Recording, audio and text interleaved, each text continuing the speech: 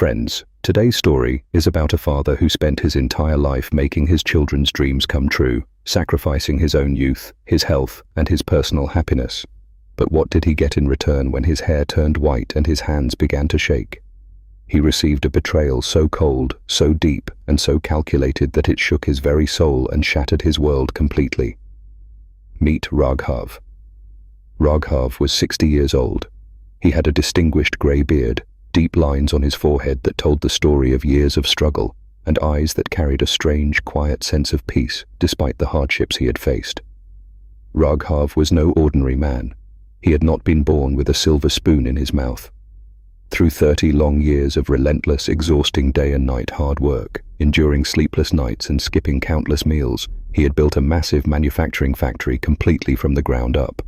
He started in a tiny rental garage and through pure sweat and determination, transformed it into a multi-million-dollar empire that employed hundreds of people across the city.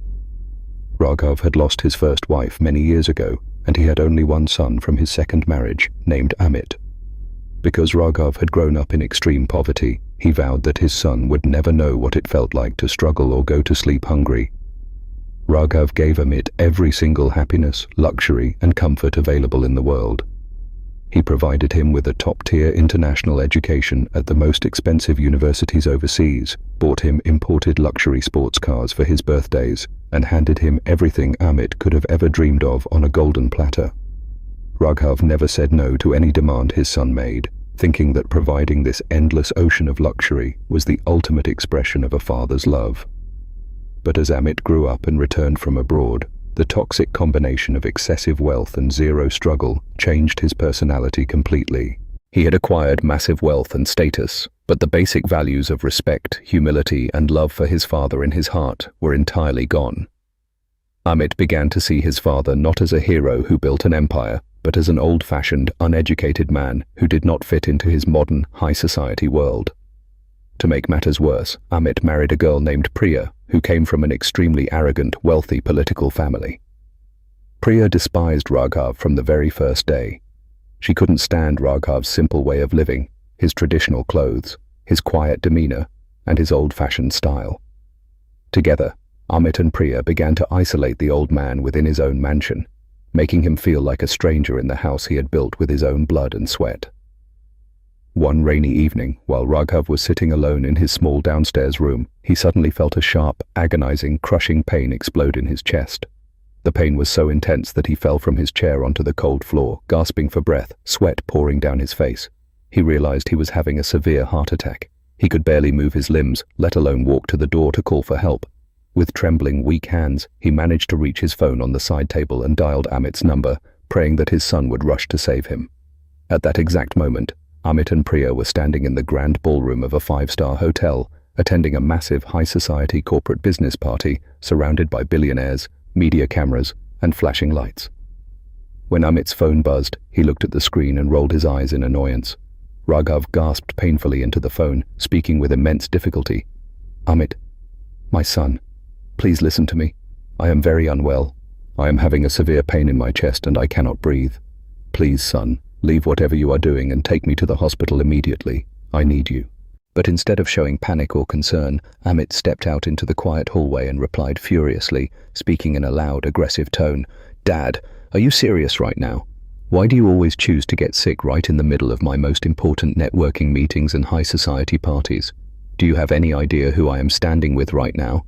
I am talking to international investors. There are at least a dozen servants at home in the staff quarters. Go call any of them and they will take you to a local clinic or a doctor.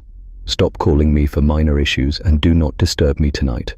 Priya and I are in the middle of planning our international luxury vacation and we are boarding a flight tomorrow morning at 6 o'clock a.m. Do not ruin my night."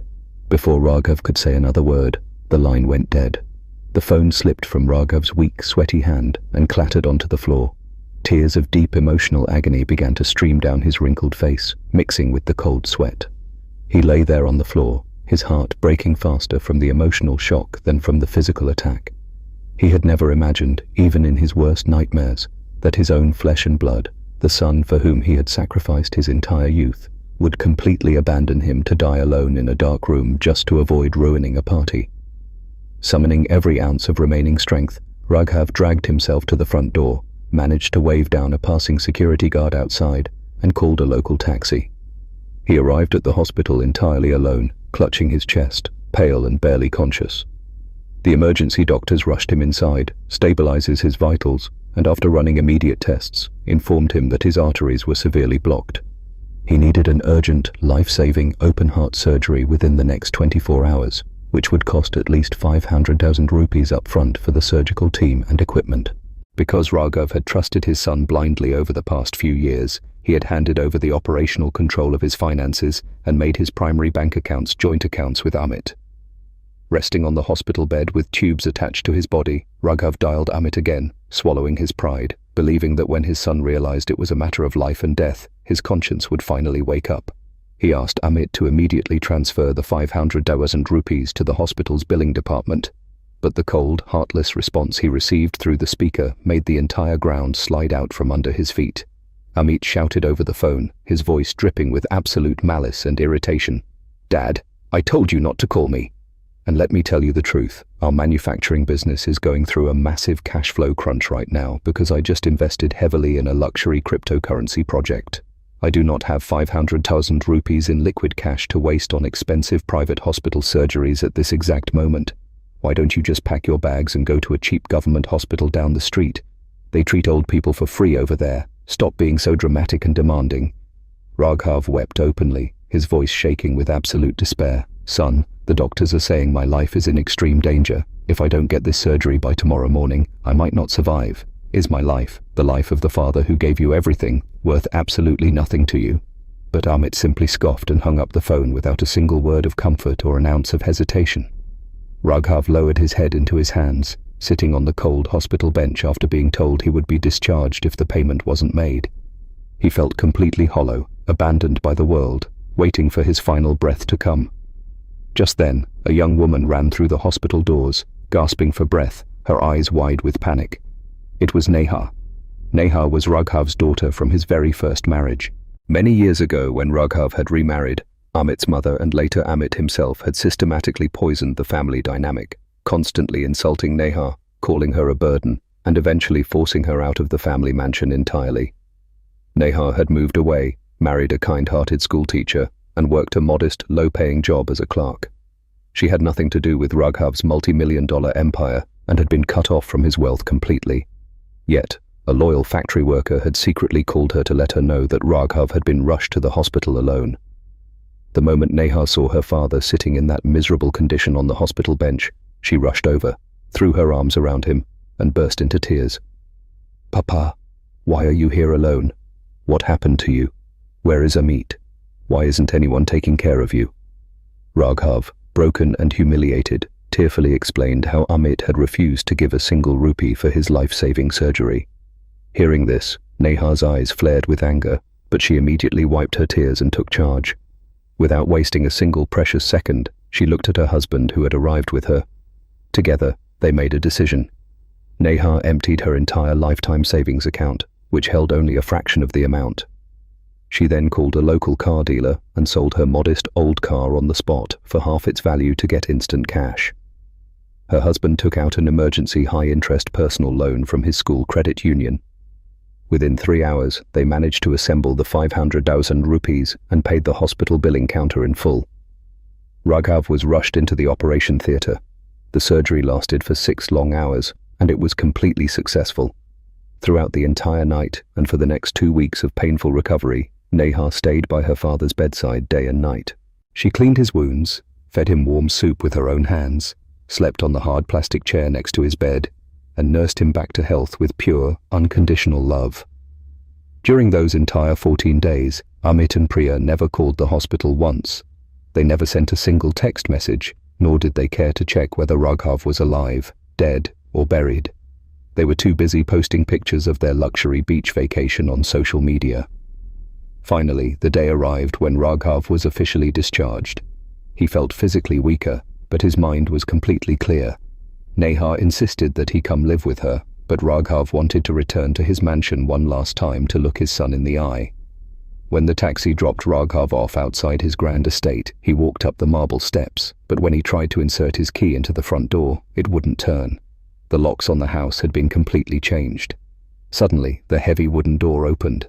Amit and Priya stepped out onto the grand balcony upstairs, looking down at Raghav with expressions of supreme disgust, as if they were looking at a stray beggar. Amit walked down the stairs, carrying a black leather folder, and shoved a thick stack of legal documents directly into Raghav's hands. Amit said coldly, "Don't bother trying your keys, Dad. While you were vacationing in the hospital, I used the power of attorney documents you signed last year to legally transfer this entire mansion, the land, and the ownership of the manufacturing factory into my name and Priya's name. From now on, this house and this entire estate belong exclusively to us. What have you ever actually done for us anyway? You just sat in your office while the workers did the job. Now that you're old, sick, and your heart is failing, you are nothing but a financial and emotional burden on our modern lifestyle. Please leave this property immediately. Neha has so much extra money to spend on your medical bills, right? Go live in her tiny, miserable apartment and stay there." Priya crossed her arms, laughed mockingly, and added, "Yes, old man, pack up your things and go. Honestly, your tacky, old-fashioned, traditional behavior and your broken English always embarrassed us in front of our high society friends and political elite. We are throwing a massive mansion party next week, and we don't want a sick old man ruining the elite atmosphere. Get out." Raghav looked at the legal papers, then looked at his son's cold, unblinking eyes. He didn't yell, he didn't scream, and he didn't shed a single tear this time. The ultimate betrayal had completely burned away his sorrow, leaving behind a cold, hard, unyielding steel. His heart was completely shattered, but his mind became dangerously sharp. He silently picked up his small suitcase from the steps, turned around without saying a single word, and walked away from the mansion. He resolved right then and there, under the scorching sun, that he would never beg before his son ever again, and that karma would take its course through his own hands. Raghav moved into Neha's tiny, cramped two-room apartment located in a lower-income neighborhood of the city. The apartment was loud, the walls were thin, and the space was small, but the atmosphere inside was filled with an abundance of warmth, immense respect, and genuine love. Neha and her husband gave Raghav the master bedroom, refusing to let him sleep on the couch. Every morning, Neha would make sure his medicine was ready, and her husband would sit with Raghav for hours, playing chess and treating him like a revered king. Raghav quietly observed everything. He saw how his daughter and son-in-law worked tirelessly from dawn until dusk, calculating every single rupee, skipping their own desires just to make sure Raghav had the best organic food and medical care. Yet, despite their financial hardships, there was absolutely no greed, no bitterness, and no complaints in their hearts. They took care of him purely out of love, expecting absolutely nothing in return. One afternoon, while Neha and her husband were out at work, Raghav walked to a small local phone booth down the street. He didn't want to use Neha's phone line for what he was about to do. He picked up the receiver and dialed a highly private, unlisted number. The person who answered on the other end was Karan Malhotra, the most powerful, feared, and expensive corporate lawyer in the entire country, a man whose retainer fee alone cost millions. What Amit, Priya, and the rest of the high society elite completely forgot was that Raghav was a master businessman who had survived decades in the corporate jungle.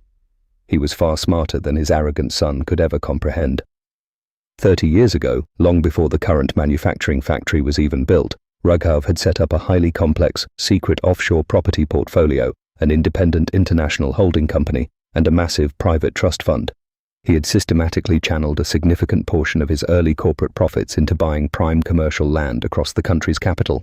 He had kept this entire wealth hidden, never mentioning a single word about it to his second wife or to Amit, intending to keep it as a final safety net for the family.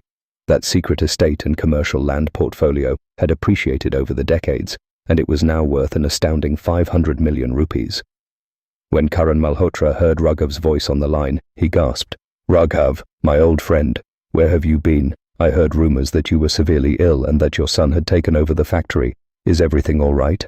Raghav's voice was as cold as ice as he replied, "Karan, I am alive, and my mind has never been sharper.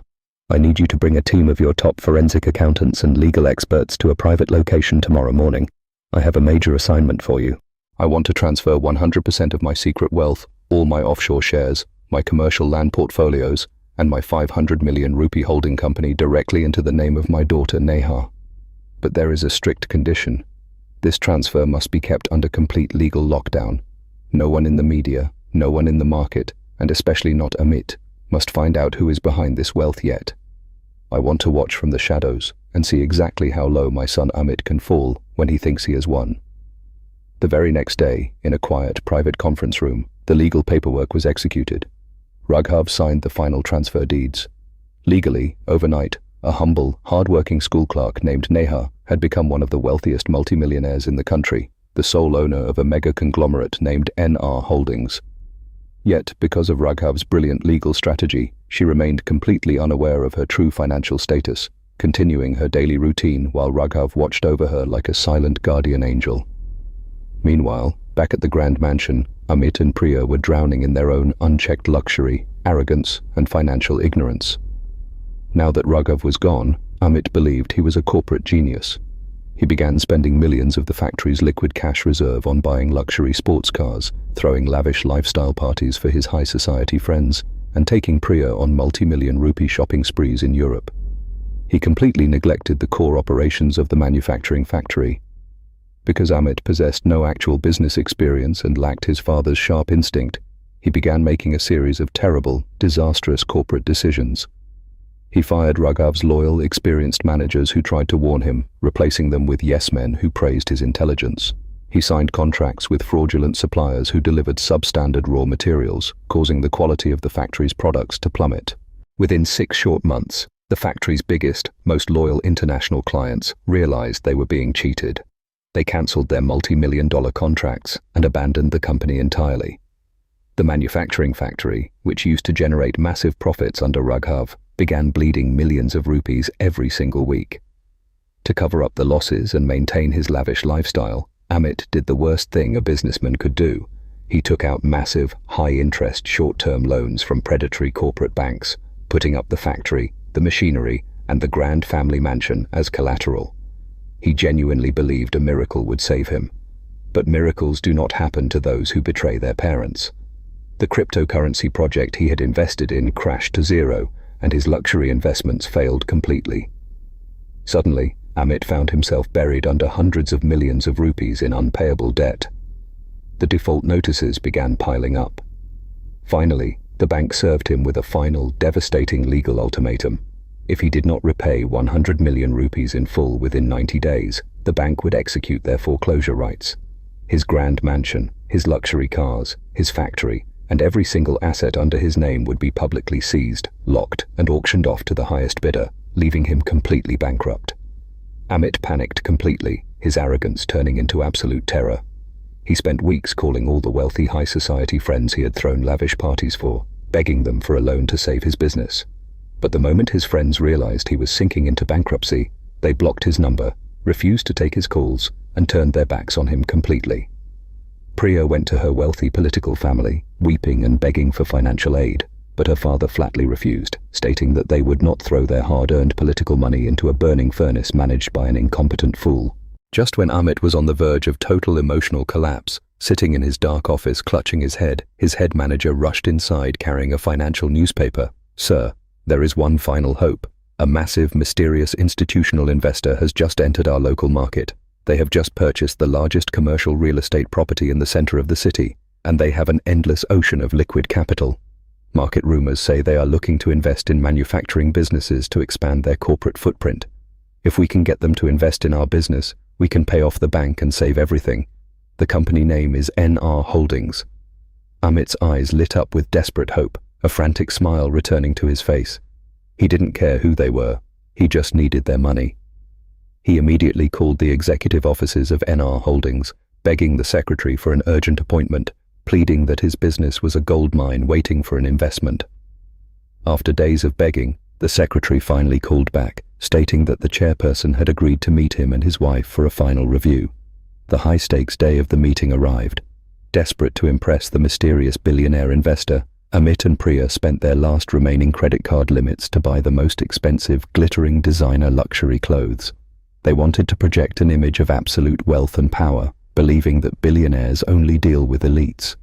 They drove their remaining luxury car to the towering, ultra-modern glass skyscraper that served as the grand headquarters of NR Holdings. As they stepped inside the massive marble lobby, surrounded by security guards, high-tech scanners, and walls of glass overlooking the entire city skyline. Amit's heart began pounding wildly against his ribs. His entire life, his reputation, his mansion, and his future were riding entirely on this single corporate deal. If N.R.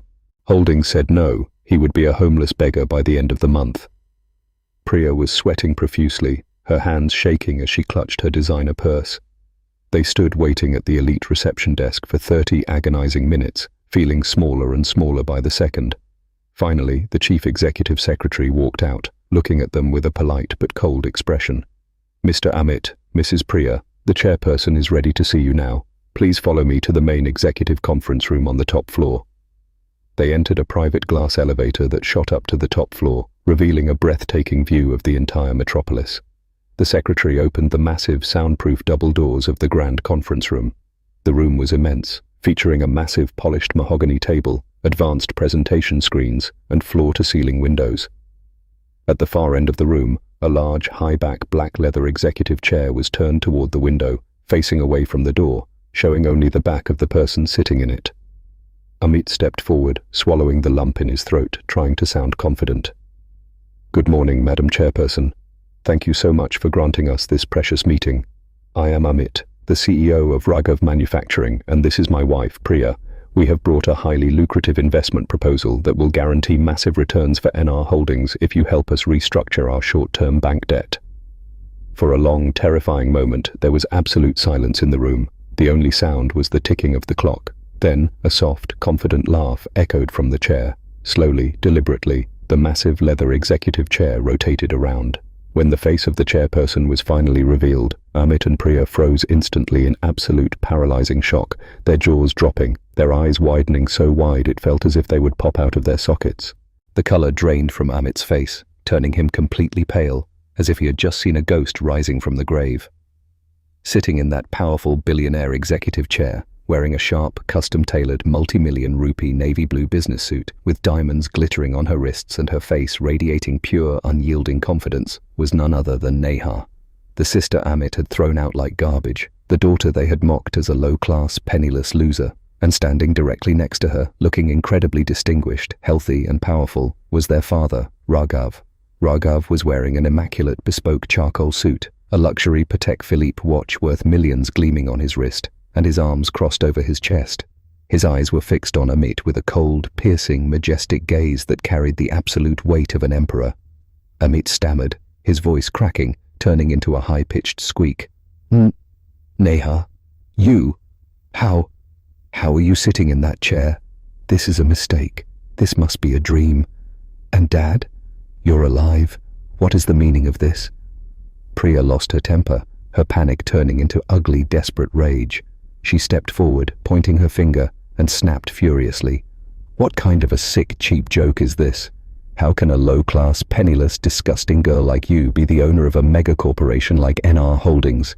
You probably forged papers or stole this. Security, check this woman's credentials right now." Before Priya could finish her sentence, Raghav slammed his hand down hard on the solid mahogany conference table. The loud, thundering boom echoed through the massive room like a gunshot, making Amit and Priya jump back in absolute terror. Raghav's voice thundered, vibrating with 30 years of alpha corporate authority and deep, righteous anger. "Silence, Priya! Shut your mouth! How dare you speak to the sole owner and chairperson of NR Holdings in that disgusting tone? You are standing in her kingdom now." Raghav stepped forward, his footsteps echoing heavily on the floor, and threw a massive, heavy leather binder of legal financial documents directly in front of Amit's face. Raghav looked directly into his son's terrified eyes and spoke with absolute power.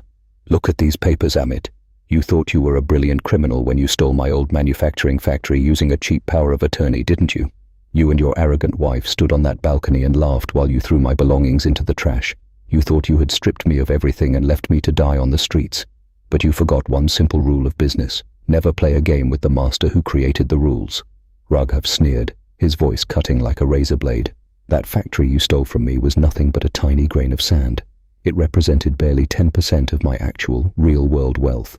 This entire multi-million-dollar corporation, this magnificent skyscraper, this holding company, and over 500 million rupees worth of prime commercial land belonged exclusively to me through my private offshore trust fund.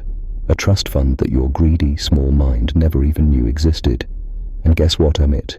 2 weeks ago, while I was living in the warm, loving home of the daughter you threw out, I legally transferred 100% of this entire empire into the name of my loyal and loving daughter Neha. She is the absolute legal owner of your fate now. Raghav continued, his voice lowering into a dangerous whisper. You abandoned me when my heart was failing. You told me to go to a cheap government hospital because you wouldn't spend a single rupee to save my life. But this daughter, whom you called a burden, sold her only car, emptied her tiny savings account, and took out emergency loans just to ensure her father survived. She gave me life, and in return, I have given her an empire. Realizing the absolute horrifying reality of his situation, Amit's knees buckled. The realization that his sister now held the power to destroy him broke his pride completely. He collapsed onto the floor, bursting into tears, and dragged himself across the carpet, falling directly at Raghav's polished shoes, grabbing his feet desperately. Dad, please, I beg you, please forgive me. I made a horrible, catastrophic mistake. I was blind. I was stupid. I was manipulated by Priya. She was the one who padkaya me. She was the one who told me to throw you out. Please, Dad, remember I am your own blood, your only son. You raised me with so much love. Please don't let me be destroyed. The bank is taking my house away next week. They are auctioning the factory. I need 100 million rupees immediately, or Priya and I will end up starving on the streets. Save me just this once, Dad. Priya's arrogant attitude flipped instantly into desperate, weeping submission. She dropped to her knees, clenching her hands together in a gesture of absolute begging, and cried out, Yes, Papa, please forgive us. We were wrong. We will apologize to Neha 1,000 times. If you give us the 100 million rupees to pay the bank, we will take you back into the grand mansion immediately. We will serve you hand and foot. We will clean your room. We will become your servants and take care of you until your final breath. Please save our family reputation, Papa. Part 5. The Final Lesson and Moral. 2430, 2800. Raghav looked down at his weeping son and daughter-in-law. His face did not show a single ounce of pity, sympathy, or weakness. He violently and effortlessly kicked his feet back, breaking Amit's desperate grip, forcing his son to slide backward across the floor in deep humiliation. His eyes were filled with nothing but righteous anger, supreme contempt, and absolute satisfaction. Raghav looked down at Amit and spoke with a cold smile that froze the room. Amit, do you remember that night when I was lying on the cold floor, gasping for air, clutching my chest, begging you to save my life? Do you remember what you told me over the phone? You told me that your parties and your high society friends were too important, and you told me to go to a cheap government hospital because it was free. Today, the wheel of karma has turned fully around. I look at you now, and I tell you this. When the bank executives come next week to lock your grand mansion, when they seize your luxury cars, and when they throw you and your arrogant wife out onto the pavement, do not look for me. Go find a small, empty corner at the local municipal homeless shelter down the street. Go sleep on the cold concrete floor. Do not worry about the rent, Amit, because the roof at the homeless shelter is completely free. Neha, who had been sitting silently, absorbing the incredible power of her new reality, stepped forward. She looked at her brother and sister-in-law without an ounce of malice, but with absolute unwavering strength. She pressed a button on the intercom on her grand desk. Neha commanded into the speaker, "Security team, please enter the main conference room immediately. We have 2 trespassers who are disrupting our corporate environment. Escort them out of this building right now, and make a note in our corporate registry.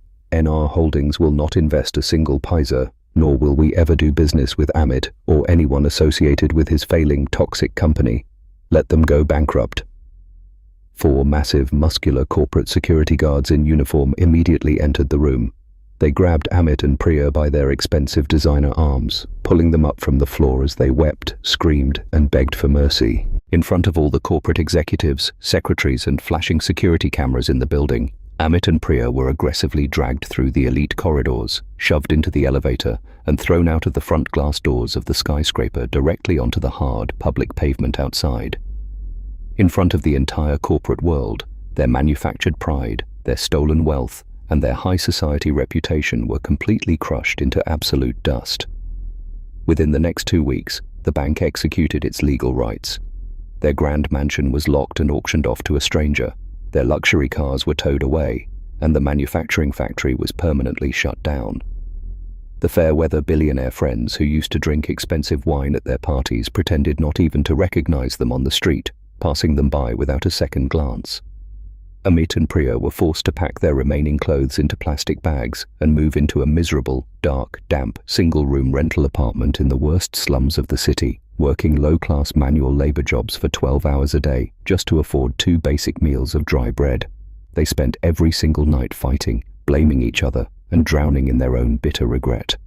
Meanwhile, back in the beautiful world, Raghav, Neha, and her husband moved into a magnificent, peaceful estate surrounded by lush green gardens, singing birds, and pure serenity.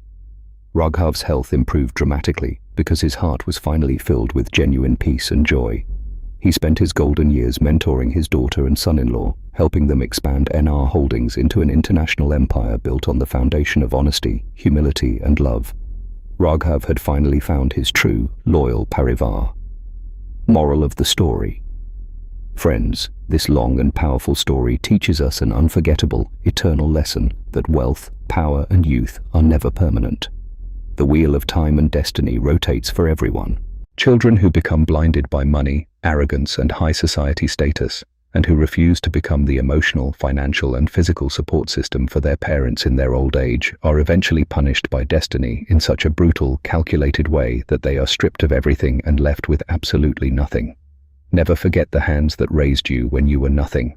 Always respect, love, and care for your parents, because without their genuine blessings and happiness, no amount of daulat, no amount of luxury, and no amount of success in the world can ever bring you true, lasting happiness or peace of mind.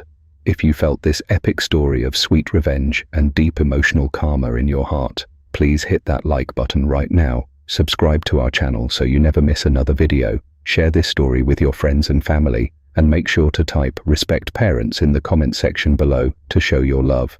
See you in the next video with a brand new, incredible story. Thank you for watching and stay blessed.